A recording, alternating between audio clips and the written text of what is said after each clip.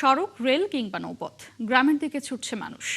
ফলে পথে পথে দেখা যায় যানবাহনের চাপ। বৃষ্টিকে সঙ্গী করে বিভিন্ন মহাসড়কের কয়েকটি পয়েন্টে ধীর গতিতে চলছে যানবাহন। আর যথারীতি বেশি ভাড়ার বিষয়ে হুঁশিয়ারি দিয়েছে সড়ক, রেল ও নৌমন্ত্রী শেখ রবিউল আলম। বিস্তারিত জানাচ্ছেন মাইনুল মারুফ। তুমিও চলো, কান্না ভেজা কণ্ঠে ছোট্ট ইশরাতের এমন আবদার বাবাকে জড়িয়ে।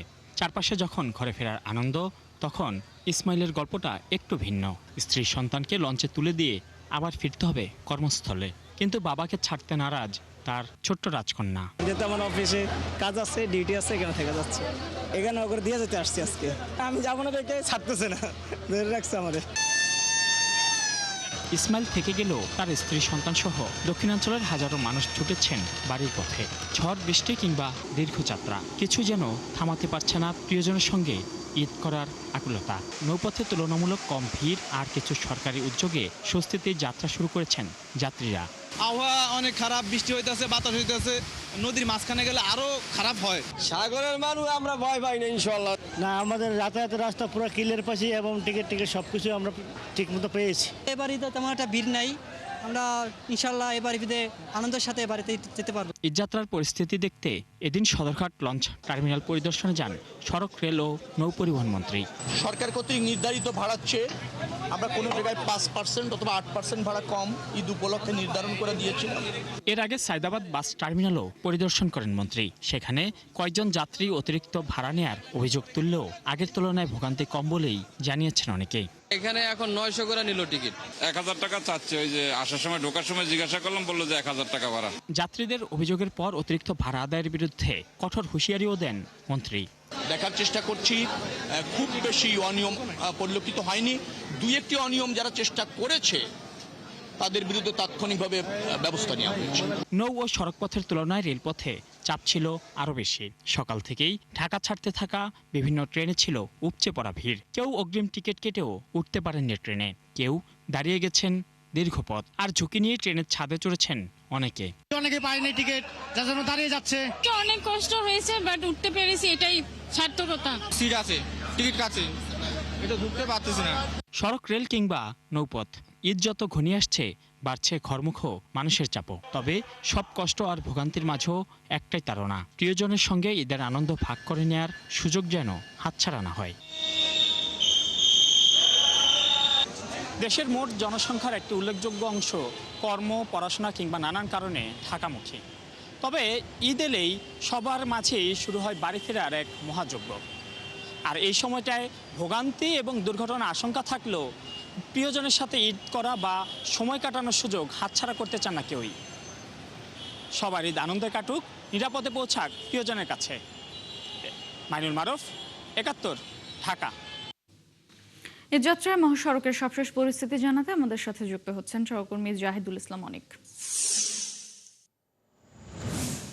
অনেক মহাসড়কে যানজটের পরিস্থিতি কেমন দেখছেন? এছাড়া জনগণের ভোগান্তি কমাতে কোনো পদক্ষেপ নিয়েছে কিনা প্রশাসন, জানাবেন।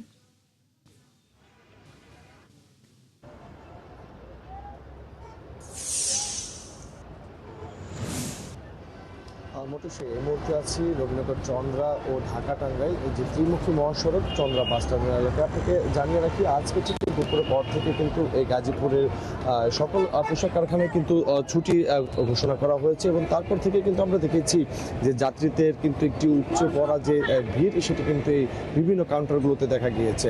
আপনাকে জানিয়ে রাখি, নবীনগর চন্দ্রা যে মহাসড়কটি রয়েছে এটিতে কিন্তু প্রায় 5 কিলোমিটার দীর্ঘ একটি সারি ছিল কিছুক্ষণ আগে, সেটি এখন কিছুটা স্বাভাবিক হতে শুরু করেছে। কিন্তু ঢাকা টাঙ্গাইল যে মহাসড়কটি রয়েছে সেই মহাসড়কটি কিন্তু প্রায় দীর্ঘ 2 ঘন্টা যাবৎ প্রায় 13.5 কিলোমিটার কিন্তু আমরা দেখেছি যে সেখানে যানজটের কিন্তু সৃষ্টি হয়েছে।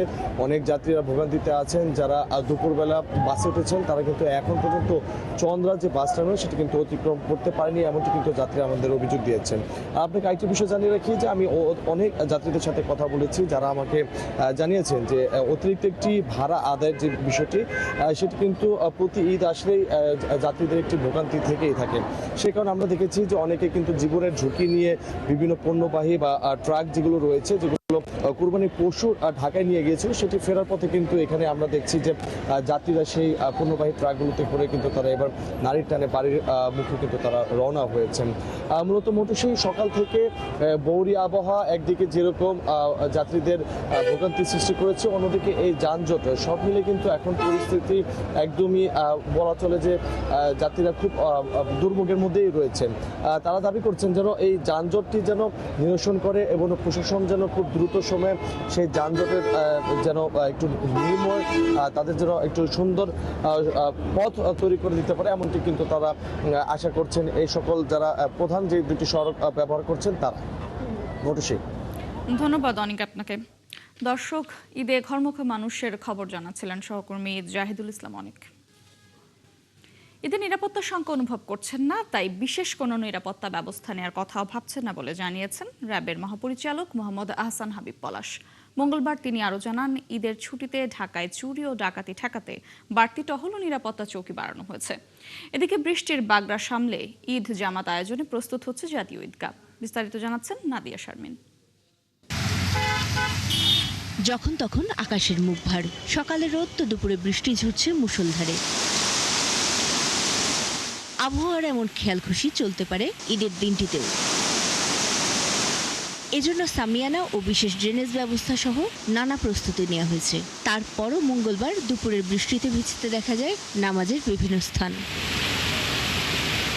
এবছর এখানে 121টি কাতারে একসঙ্গে রাষ্ট্রীয় গুরুত্বপূর্ণ ব্যক্তি সহ 35,000 মুসল্লি নামাজ আদায় করতে পারবেন।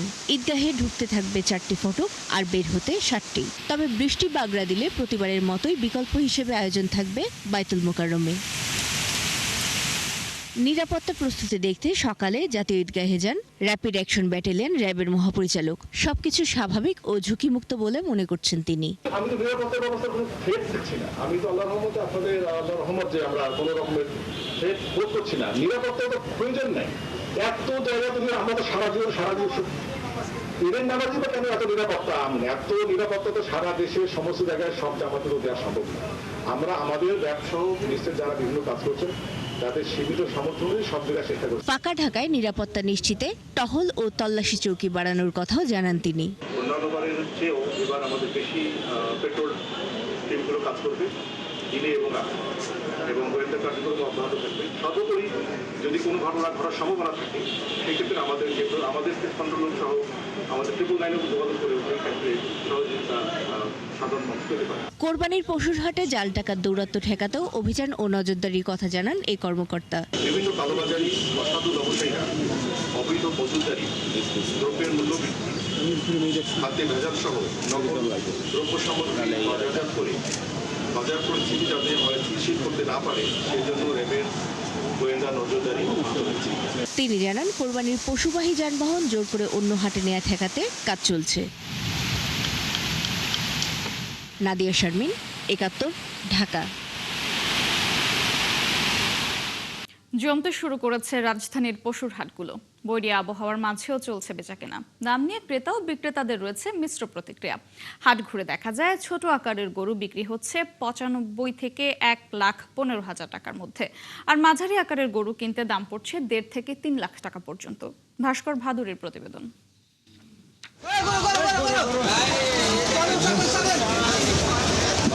এমন হইচই আর হুড়োহুড়ির ছবি দেখলেই বোঝা যায় কোরবানির ঈদ দরজায় কড়া নাড়ছে। চলতি বছরের ঈদকে কেন্দ্র করে হাটগুলোতে ইতিমধ্যেই গরুর আমদানিও হয়েছে অনেক। বড় আকারের গরু দেখতে মানুষের ভিড় বেশি হলেও হাট জুড়ে চাহিদা বেশি ছোট আকারের গরুর, যাদের দাম চাওয়া হচ্ছে সর্বনিম্ন 90,000 টাকা থেকে সর্বোচ্চ 1,20,000 টাকা পর্যন্ত। ওজন হবে 2.5 থেকে 3 মণ। বিক্রেতারা বলছেন, খাবারের দাম বৃদ্ধি পাওয়ায় গত বছরের থেকে অন্তত 5,000 টাকা বেশি দাম চাইতে বাধ্য হচ্ছেন তারা। 105-এ পাওয়া গেছে। শাল খুদির দাম, দুখার দাম, গাড়ি ভাড়া সব বাড়িয়ে গেছে। এই যে ডিজেলের দাম বেশি, গাড়ি ভাড়া বেশি চাচ্ছে। এটাও 120-ই ছাড়ার নিয়ে। এটার দাম তো 450। জি, এটা ছাড়বো 350 হলে। জি, যত কম বলবো তত কম বলবে। জি, হ্যাঁ। হাটের সময় প্রায়ই দুর্যোগপূর্ণ হয়ে উঠছে আবহাওয়া। তারপরও থেমে নেই ক্রেতা ও বিক্রেতাদের ব্যস্ততা। ক্রেতারা বলছেন ছোট গরুর দাম কোনোভাবেই ছাড়তে রাজি হচ্ছে না বিক্রেতারা। 3 দিন বাকি, আমরা একটু আগে কিনি সবসময়, যে যাতে গরুটা নিজে হাতে পেলে একটু আদর করে খাওয়াটা কোরবানি করা যায়, এই জন্য একটু আগে কিনি। কি কালার? অরেঞ্জ। যেটা বাজেটে 1 লাখ ছিল, 1,17,000 দিয়ে নিতে হলো। ভালো হাট এবং দামও রিজনেবল আছে, বেশিও না কমও না, সাধ্যের মধ্যে। হাটগুলোতে আরো বেশি গরু ঢুকলে শেষ মুহূর্তে দাম আরো এক ধাপ কমতে পারে বলে আশা ক্রেতাদের। ভাস্কর ভাদুরী, ৭১, ঢাকা। হাটের সবশেষ পরিস্থিতি জানাতে আমাদের সঙ্গে যুক্ত হচ্ছেন সহকর্মী সবুজ মাহমুদ। সবুজ, ঈদের আর মাত্র একদিন বাকি, তো এই শেষ মুহূর্তে এসে গরুর কোরবানির হাটে বিক্রি কেমন দেখছেন? এছাড়া বৃষ্টির জন্য বেচাকেনা কোনো প্রভাব পড়ছে কিনা, কি বলছেন ক্রেতা বিক্রেতারা, জানাবেন।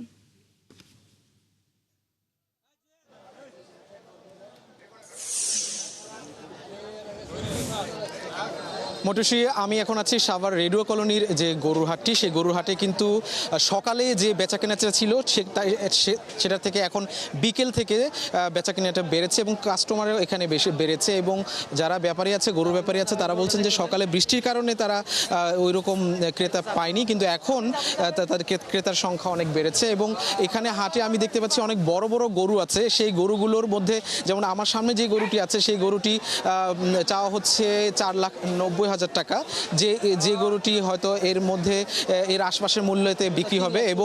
এবং এই কিছুক্ষণ আগে 3 লাখ টাকায় একটি গরু বিক্রি হয়েছে। তো এখানে বড় বড় গরুর চেয়ে ছোট গরুর চাহিদা সংখ্যাটা বেশি এবং হাটের ভেতরের দিকে ছোট গরু আছে, যে গরুগুলোর দাম সাধারণত 1 থেকে 1.5 লাখ টাকার মধ্যে, সেই গরুগুলোর চাহিদা এখানে অনেক বেশি। এবং ক্রেতারা কিন্তু বলছে যে তুলনামূলকভাবে তারা এই যে দাম, সেই দামে তারা সন্তুষ্ট। এবং এই গরু যেহেতু বৃষ্টি হচ্ছে এবং গরুগুলো ব্যাপারীদের কাছে রাখাটা অনেক বেশি কষ্টদায়ক হয়ে যাচ্ছে, পরিবহনের সমস্যা হচ্ছে, সেহেতু গরুগুলো ন্যূনতম লাভেই তারা ছেড়ে দিচ্ছে বলে ক্রেতারা আমাদেরকে জানিয়েছে। এবং এই যে সন্ধ্যা হয়ে এসেছে, বিকেল হওয়ার পর থেকে সন্ধ্যায় হাটের ক্রেতাদের ভিড় অনেক দেখতে পেয়েছি এবং অনেকে কিন্তু পুরো পরিবার নিয়ে এসেছে গরু কিনতে, যাতে পুরো পরিবারের সবাই যেন গরুটি পছন্দ করে এবং সেই গরুটি যেন সবার পছন্দ অনুযায়ী গরু কিনতে পারে, সেজন্য একেবারে পরিবার নিয়ে, ফ্যামিলি সব সদস্য নিয়ে গরু কিনতে এসেছে। এখানে একজন ব্যাপারী আছেন, আমি একটু জানতে চাইবো যে আপনাদের এই গরুটা কততে বিক্রি করলেন? এই গরুটা খুব লস গেছে, মেলা টাকা লস। গরুর বাজার ভালো না, 3,15,000 বেচছি, 4,10,000 কম কিনা গরুটা, ওজন আছে 17 মণ। বাজার কেমন দেখছেন ওভারঅল সবকিছু মিলিয়ে? এবার কেন এরকম হচ্ছে বলেন? সবকিছু মিলে মানুষের হাতে মনে হয় টাকা পয়সা নেই, দুধ দিন, এই জন্য গরু কেনার প্রতি আগ্রহ কম, এই জন্য বাজারেও দাম কম, গরুর অনেক কম। যেমনটা বলছিলেন বিক্রেতারা, কিন্তু অনেক বিক্রেতা সন্তুষ্ট জানিয়েছেন, আবার অনেক বিক্রেতা বলছেন যে তাদের লস হচ্ছে, কিন্তু ক্রেতারা অনেকটা সন্তুষ্ট এখান থেকে গরু কিনতে পারে। ধন্যবাদ সবুজ আপনাকে। দর্শক, সাভার থেকে কোরবানির পশুর হাটের খবর জানাচ্ছিলেন সহকর্মী সবুজ মাহমুদ। বিগত সরকারের আমলে আইনের শাসন না থাকায় সীতাকুণ্ডের জঙ্গল সলিমপুরে রাষ্ট্রের ভেতর আরেকটা রাষ্ট্র তৈরি করেছিল সন্ত্রাসীরা, এমন মন্তব্য করেছেন স্বরাষ্ট্রমন্ত্রী সালাউদ্দিন আহমেদ। মঙ্গলবার পুলিশ সদর দপ্তরে কন্ট্রোল রুম পরিদর্শন শেষে সাংবাদিকদের সাথে মত বিনিময়কালে তিনি এ কথা বলেন। অপরাধীদের কোনো ছাড় দেয়া হবে না উল্লেখ করে স্বরাষ্ট্রমন্ত্রী জানান, জঙ্গল সলিমপুরে সন্ত্রাসীদের অভয়ারণ্য সম্পূর্ণ নির্মূল করা হবে। মুহিম মিজানের রিপোর্ট। চট্টগ্রামের সীতাকুণ্ডের দুর্গম পাহাড়ে এক সন্ত্রাসের রাজত্বের নাম জঙ্গল সলিমপুর। গত 2 দশক ধরে যা পরিচিত ছিল অপরাধের একছত্র সাম্রাজ্য হিসেবে। বর্তমান সরকার জঙ্গল সলিমপুরে আইনশৃঙ্খলা পরিস্থিতি স্বাভাবিক অবস্থায় ফিরিয়ে আনতে স্থায়ী ক্যাম্প ও 2টি আধুনিক পুলিশ একাডেমির প্রতিষ্ঠার উদ্যোগ নেয়। আর এই উদ্যোগ নিতেই নড়ে চড়ে বসেছে অপরাধী চক্র, হামলা চালায় আইনশৃঙ্খলা রক্ষাকারী বাহিনীর সদস্যদের ওপর। আগামী 31 মে এই নতুন ক্যাম্প উদ্বোধন করবেন স্বরাষ্ট্রমন্ত্রী সালাউদ্দিন আহমেদ। তার আগেই গত রবিবার গভীর রাতে প্রায় 300 সশস্ত্র সন্ত্রাসী নিয়ে সদ্য প্রতিষ্ঠিত যৌথ বাহিনীর ক্যাম্পে আকস্মিক হামলা চালায় চিহ্নিত ভূমিদস্যু ইয়াসিন বাহিনী। এই জায়গাটা একটা প্রশাসনিক এবং বিভিন্ন নিরাপত্তা বাহিনীর, শৃঙ্খলা বাহিনীর একটা হাব, ট্রেনিং সেন্টার হয়ে উঠবে। সেই জায়গাটায় যাতে সন্ত্রাসীরা তাদের যে আড্ডা ছিল সেটা আবার পুনরায় রাখতে পারে, সেজন্য তাদের চেষ্টা আছে। তবে তারা যে উদ্যত্ত আচরণ করেছে, যে দুঃসাহস দেখিয়েছে, সেটা আমরা খুব কঠোরভাবে নিয়ন্ত্রণ করব আগামী দিনে। আমি এখনই পরিকল্পনা ফাঁস করতে চাই না। ইনশাআল্লাহ দেশে আইনের শাসন প্রতিষ্ঠা হবে। সন্ত্রাসীদের অভয়ারণ্য যেখানেই থাকুক সেগুলো নির্মূল করা হবে। এই হামলার রেশ ধরেই মঙ্গলবার দুপুরে ঢাকার পুলিশ সদর দপ্তরে সাংবাদিকদের মুখোমুখি হন স্বরাষ্ট্রমন্ত্রী সালাউদ্দিন আহমেদ। তিনি সাফ জানিয়ে দেন, বিগত সরকারের রাজনৈতিক প্রশ্রয় গড়ে ওঠা এই অপরাধের অভয়ারণ্য গুড়িয়ে দিতে সরকার শূন্য সহনশীলতা বা জিরো টলারেন্স নীতি বজায় রাখবে। দীর্ঘ 17 বছর দেশে কোনো আইনের শাসন ছিল না, দুর্বৃত্তায়নের একটা মহামারী ছিল। পশ্চিমবঙ্গ কেন্দ্রিক ভারত বাংলাদেশ সীমান্তে কিছু বিচ্ছিন্ন ঘটনা উল্লেখ করে স্বরাষ্ট্রমন্ত্রী আশ্বস্ত করে বলেন, ঢাকার পক্ষ থেকে পুরো পরিস্থিতির উপর গভীর নজরদারি রাখা হচ্ছে। দুই একটা ঘটনা আমাদের নজরে এসছে, আমাদের বিজিবির ডিজি সাহেব সেগুলো তাৎক্ষণিকভাবে অ্যাড্রেস করেছেন এবং সীমান্তে যারা আমাদের অফিসাররা আছেন তারাও সেটা যথাযথভাবে জবাব দিয়েছেন। দুই একটা জায়গায় হয়তো পাল্টা গোলাগুলির ঘটনা ঘটেছে, সেটা স্বাভাবিক প্রক্রিয়া, এরকম হয়ে থাকে। তারপরে ফ্ল্যাগ মিটিংয়ের মাধ্যমে সেটা সমাধান হয়। এমন কোনো ঘটনা হয় না যেটা জাতীয়ভাবে উত্তেজনার সৃষ্টি হবে, সেরকম কোনো ঘটনা হয়নি। স্বরাষ্ট্রমন্ত্রী আরও জানান, সারা দেশে অস্ত্র ও মাদক প্রতিরোধে সন্ত্রাসীদের গ্রেপ্তারে আইন শৃঙ্খলা রক্ষাকারী বাহিনী আরও কঠোর ভূমিকা পালন করবে। মহিম মিজান, ৭১, ঢাকা। ছাত্রদলের ডাকসাইডে নেতারাই এবার হবে বিএনপির মুখ। দলটির যুগ্ম মহাসচিব ও পানি সম্পদ মন্ত্রী শহীদুদ্দিন চৌধুরী ৭১কে জানান, এই বছরের শেষ নাগাদ হবে ৭ম জাতীয় কাউন্সিল। তার মতে ত্যাগী ও বলিষ্ঠ নেতৃত্বকেই সামনে আনবে দলের হাইকমান্ড। এদিকে সিনিয়র নেতারা বলছেন, দলকে এমনভাবে সাজানো হবে যাতে বিরোধীদের রাজনৈতিক কৌশল ও যে কোনো সংকট আরও শক্তভাবে মোকাবেলা করা যায়। মাহিলা ইসলামের রিপোর্ট। 2016 সালের সর্বশেষ বিএনপি চেয়ারপারসন প্রয়াত বেগম খালেদা জিয়ার নেতৃত্বে অনুষ্ঠিত হয় বিএনপির জাতীয় কাউন্সিল। সেই কাউন্সিলে দায়িত্ব পাওয়া নেতারা পরবর্তী সময়ে দীর্ঘ আন্দোলন, রাজনৈতিক চাপ এবং নানা সংকটে দলের হয়ে গুরুত্বপূর্ণ ভূমিকা পালন করে। সরকার গঠনের পর এবার সাংগঠনিক কাঠামো পুনর্বিন্যাস করতে আলোচনা চলছে বিএনপিতে। এবছরের শেষ দিকে অনুষ্ঠিত হবে ৭ম জাতীয় কাউন্সিল। দলটির ৮১টি সাংগঠনিক ইউনিটের মধ্যে ৪০টি পূর্ণাঙ্গ ও ৩৫টি আহ্বায়ক কমিটির মেয়াদ শেষ হয়েছে, আর ১১টি অঙ্গ ও সহযোগী সংগঠনের মধ্যে মেয়াদ শেষ 10টির। জাতীয় কাউন্সিলের আগে এসব কমিটি করার বাধ্যবাধকতা রয়েছে, সাথে ওয়ার্ড থেকে নগর কমিটিগুলোও করতে হবে।